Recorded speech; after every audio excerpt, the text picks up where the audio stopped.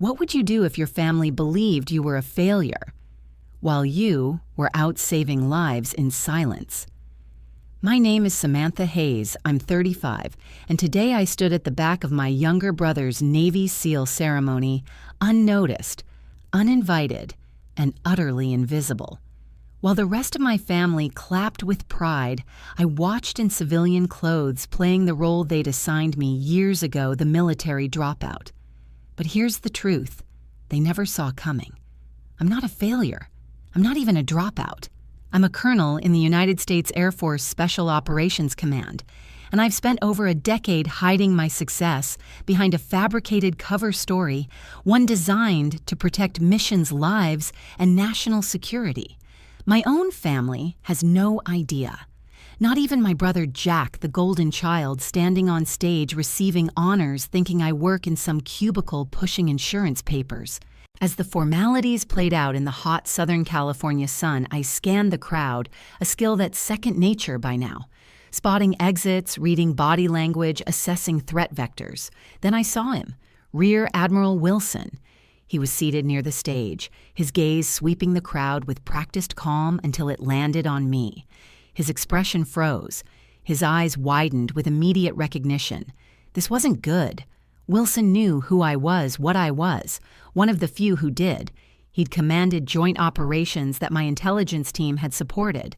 He also knew that I wasn't supposed to be publicly acknowledged.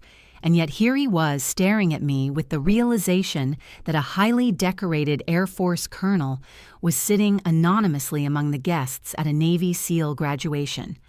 My stomach dropped, not because I'd done anything wrong, but because I knew what was coming. Before I tell you what happened next, comment below where you're watching from. And hit that like button if you've ever had to hide your true worth from the people who should have believed in you the most. I didn't always live in the shadows. In fact, there was a time I thought I was destined to shine.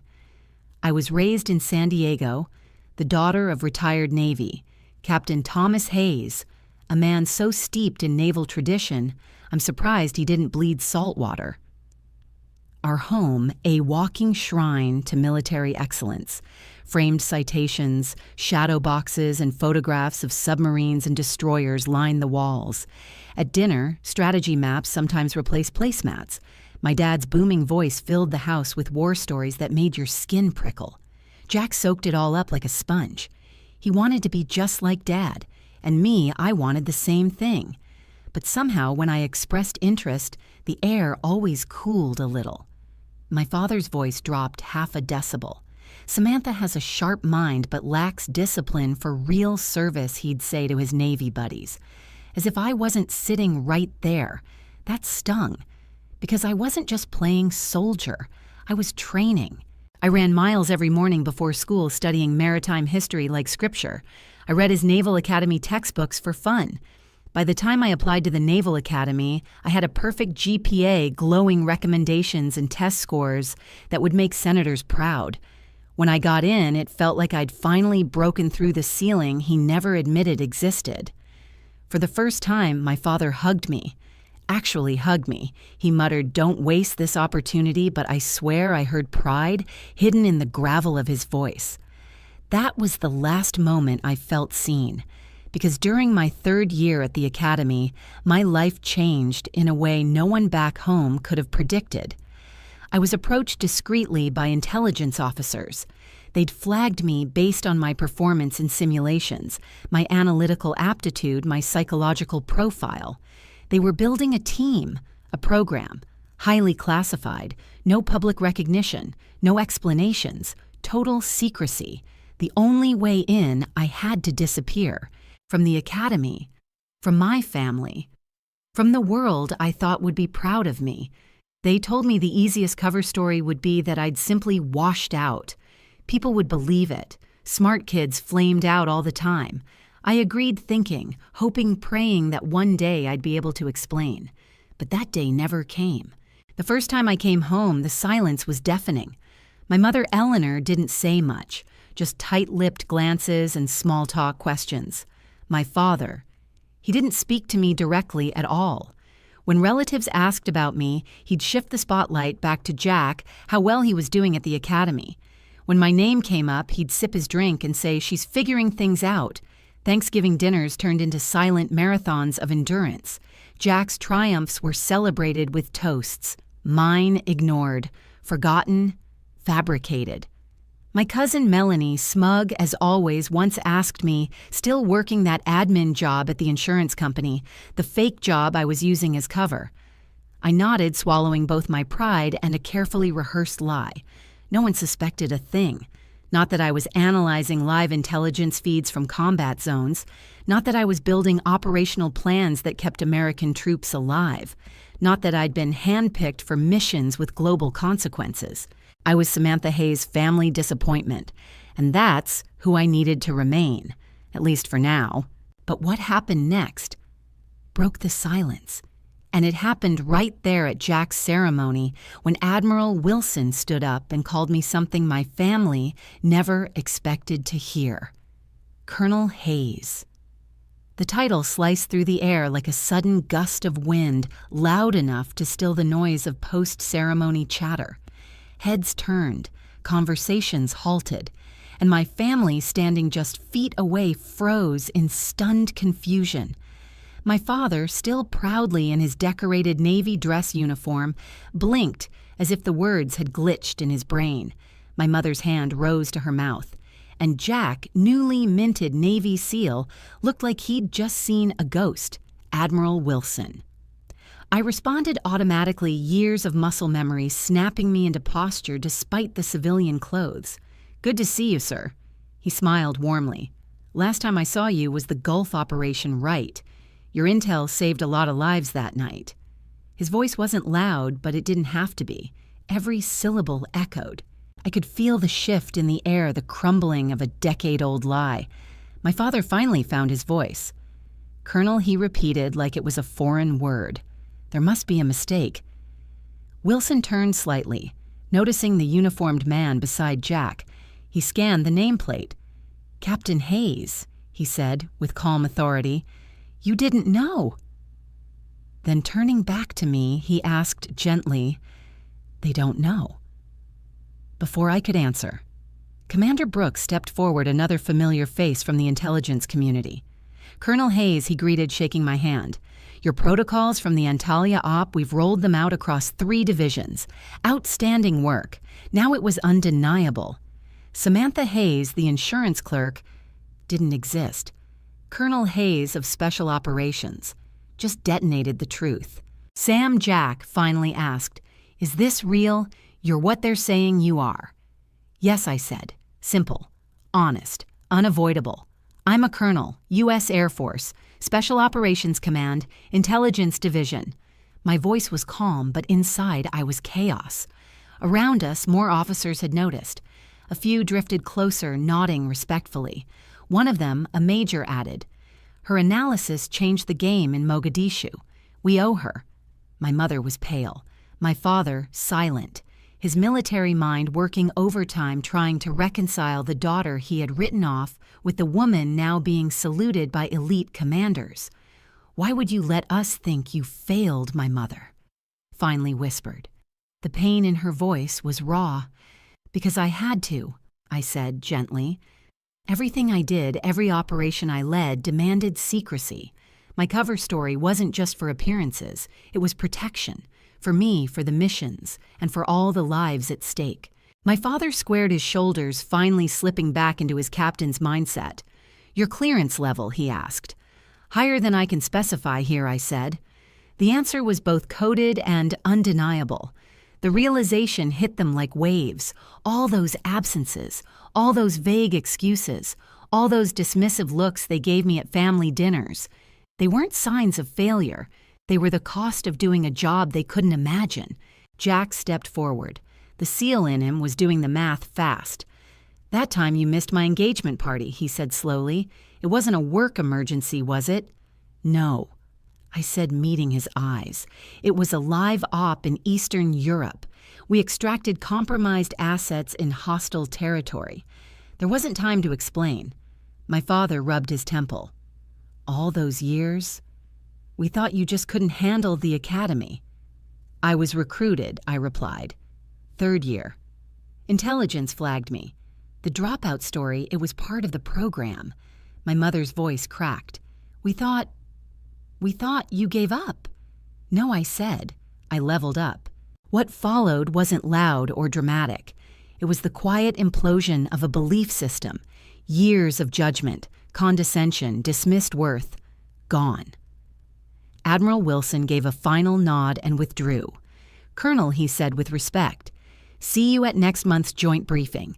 And just like that, my double life ended in front of the only people who'd never seen me clearly.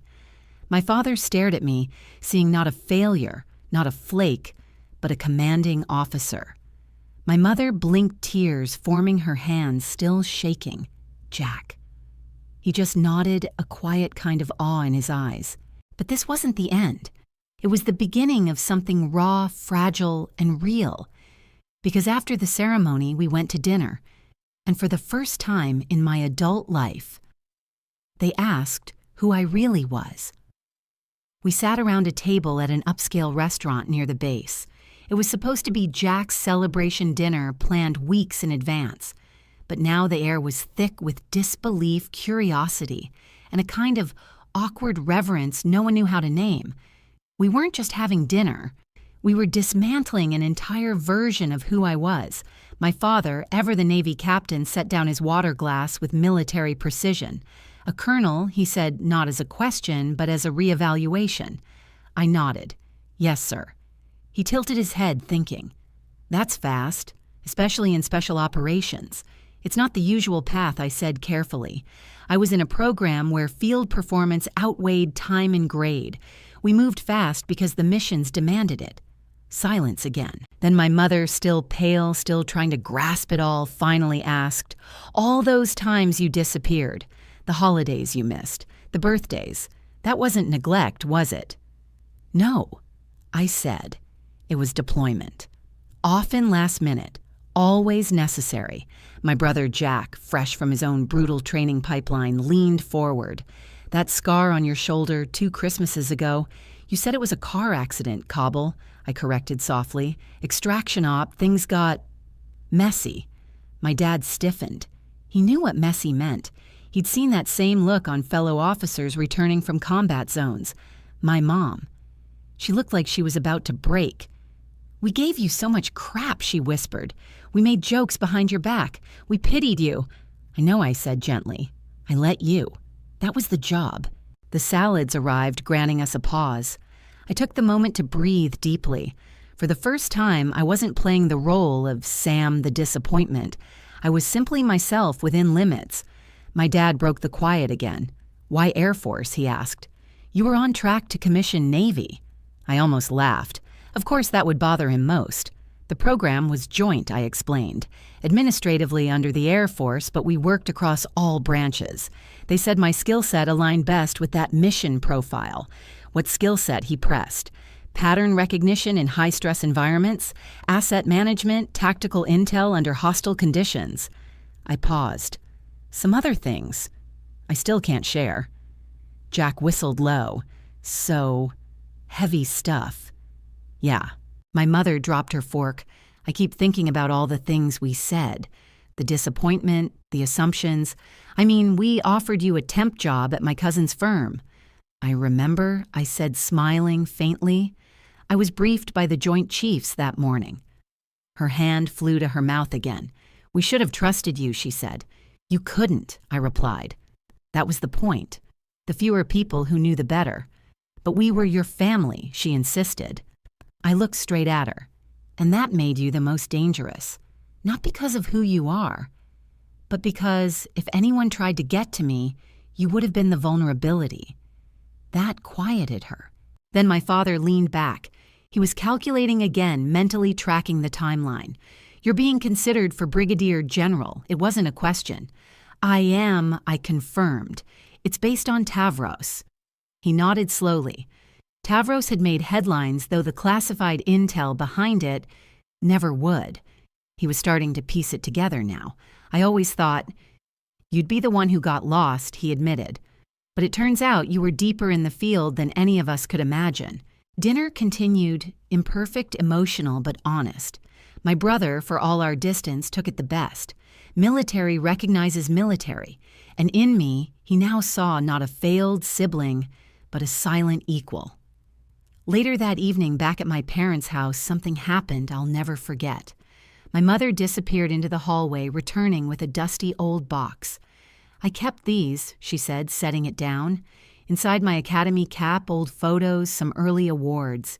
Even though everyone said you quit, I couldn't throw them out. Some part of me never believed the story. I looked at her. Why not? Because it didn't match the girl I raised. For the first time in over a decade, I was seen. Not as an underachiever, not as a disappointment, but as me, mission-scarred, classified, and real. And then in a moment that shook me to the core, my father stood, squared his shoulders, and offered his hand. "Colonel Hayes," he said, using my rank for the first time, "I owe you an apology. And my respect." I took his hand. "Thank you, Captain." It wasn't everything, but it was enough to begin again. What came next? A family reunion like no other. And a 4th of July no one saw coming. 6 months after the day, everything changed: the ceremony, the reveal, the dinner that cracked open old wounds. I pulled into my parents' driveway for our traditional 4th of July barbecue. It felt different. Not just because I wasn't dodging questions or hiding behind my fake insurance job, but because for once I was coming as myself, even if only partly known. I wasn't in uniform. I wasn't there as a colonel. I was still undercover in many ways. But I also wasn't pretending to be less than I was. In my arms, a homemade pasta salad. No last-minute store-bought tray, no excuses, just effort, presence, a small sign of healing. My dad's old Navy buddies were already gathered around the grill, drinks in hand, laughing like they were still on the deck of a destroyer. Normally, I would have avoided this scene, the military talk, the sharp glances, the risk of slipping up.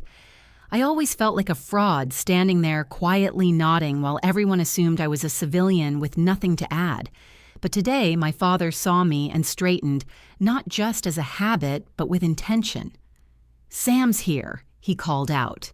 And then he turned to the men, lifted his drink, and said, "Gentlemen, my daughter, Colonel Hayes, Air Force Special Operations." He said it out loud, like it was a badge, like it was something he was proud of.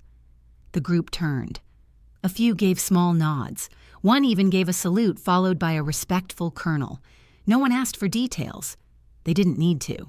They understood what the title meant, especially for someone my age, and especially for a woman. That one sentence changed everything. My mother came out of the house beaming in a way I hadn't seen in years. She hugged me tightly, then whispered in my ear, "I put together something for you. Just a small display. Nothing classified, I promise." I followed her inside. In the corner of my father's study, the shrine to his own service, she had created a small, discreet section. My Naval Academy photo, a printed citation from a non-sensitive commendation, a recent formal headshot in uniform. She looked nervous. "Is it okay I swallowed the lump in my throat?" "It's perfect." She exhaled. "Your dad checks it every day, still trying to absorb it all." I nodded. I was still trying to absorb it too. Back outside, Jack was manning the grill. We hadn't talked much since the reveal, just a few texts, short check-ins. He was still adjusting, but when I walked up, he grinned and gave me a casual salute. "General," he joked, "burger or hot dog, both." I said, grinning back, "I just did 3 weeks on MREs. I'm making up for lost time." He nodded. He didn't ask where. He didn't need to. This was the new language between us. Short, respectful, real. The barbecue felt different from every other year. Lighter, freer. No more dodging questions. No more pretending I was someone I wasn't. I couldn't tell them where I'd been or where I was going, but I could show up as me. My father introduced me differently now. He referenced my insight when the conversation turned to global threats. He even deferred to me once when someone asked about cyber operations in the Pacific. It was a small gesture, but coming from him, it felt seismic. As the sun set and the fireworks began, I stepped away from the crowd to check a secure message on my phone. Old habits die hard. My father followed me, standing beside me silently. All good, he asked, nodding toward the phone. Yeah, I said, slipping it back into my pocket. Nothing urgent. We watched the fireworks together for a moment, red, white, and blue bursting over the lawn.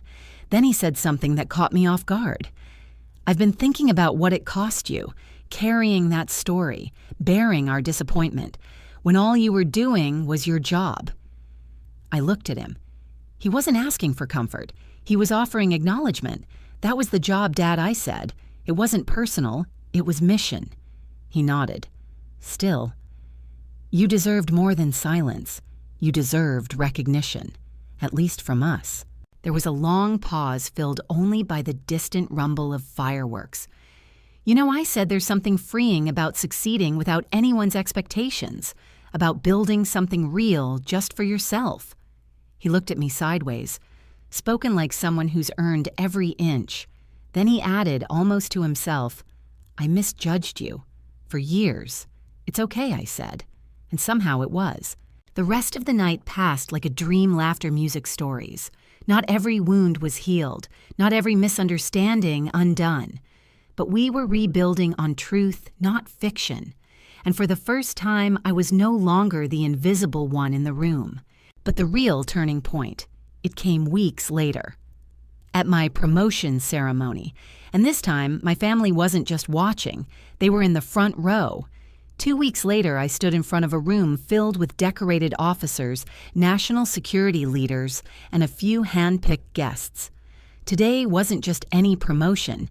It was the day I received my first star, Brigadier General Samantha Hayes. It still felt surreal.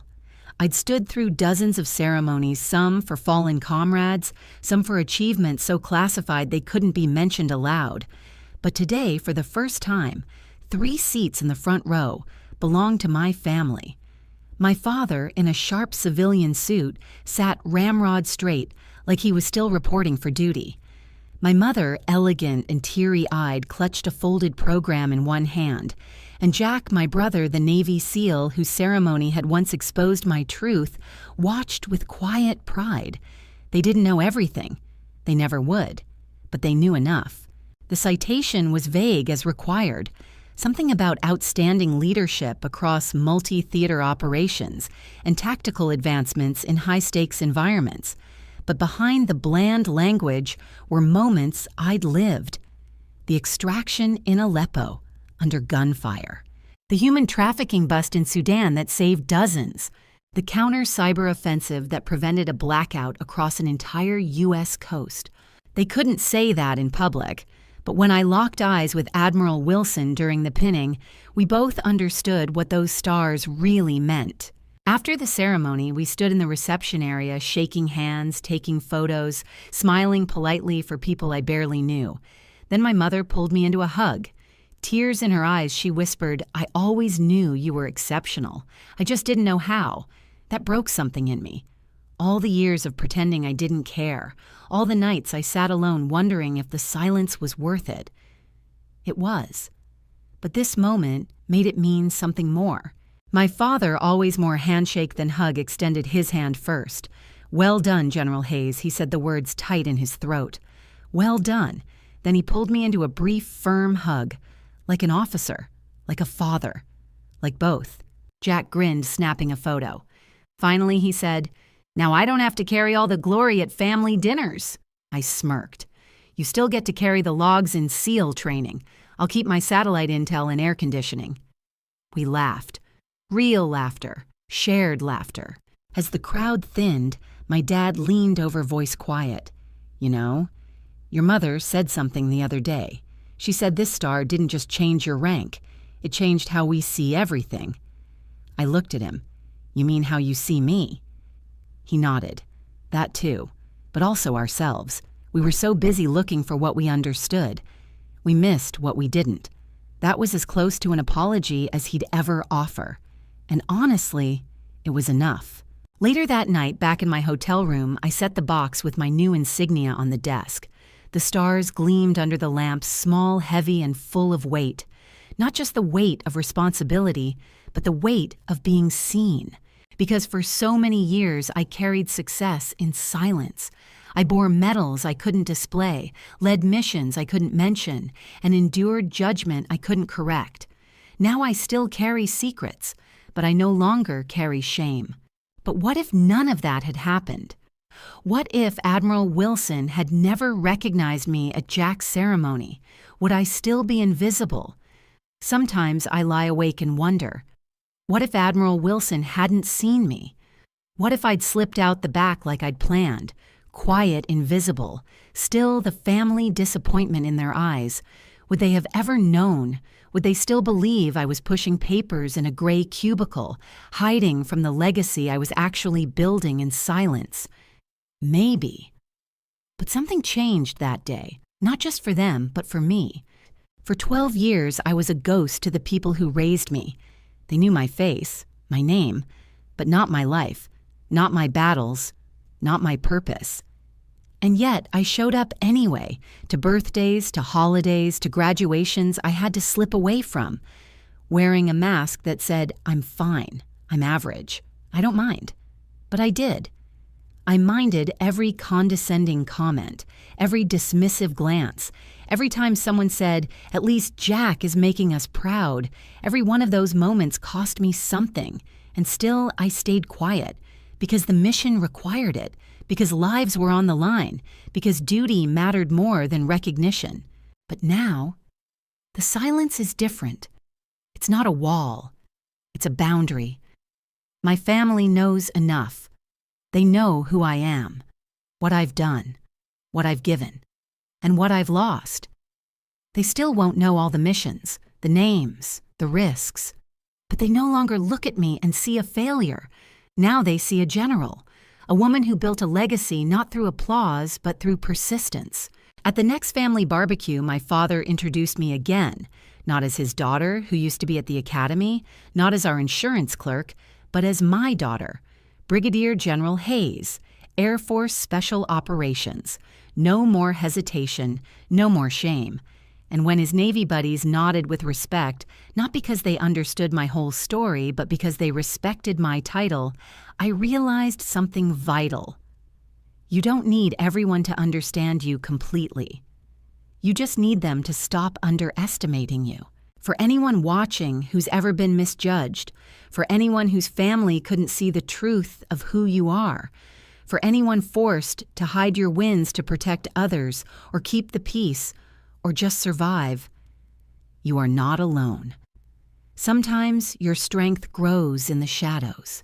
Sometimes your greatest battles are fought in silence. And sometimes the people who should know you best never truly see you until fate forces the truth out. But when that moment comes, when your truth breaks through, don't shrink. Stand tall, speak clearly, and let them see the warrior you've always been. Have you ever been misjudged based on appearances or underestimated by your own family? Share your story in the comments below. I read everyone. If this journey hit you in the heart, if you've ever carried your truth alone, hit that like button. Subscribe for more real stories of resilience, identity, and unexpected triumph. I'm Samantha Hayes, Colonel, General, Daughter, and finally, Seen. Thank you for listening.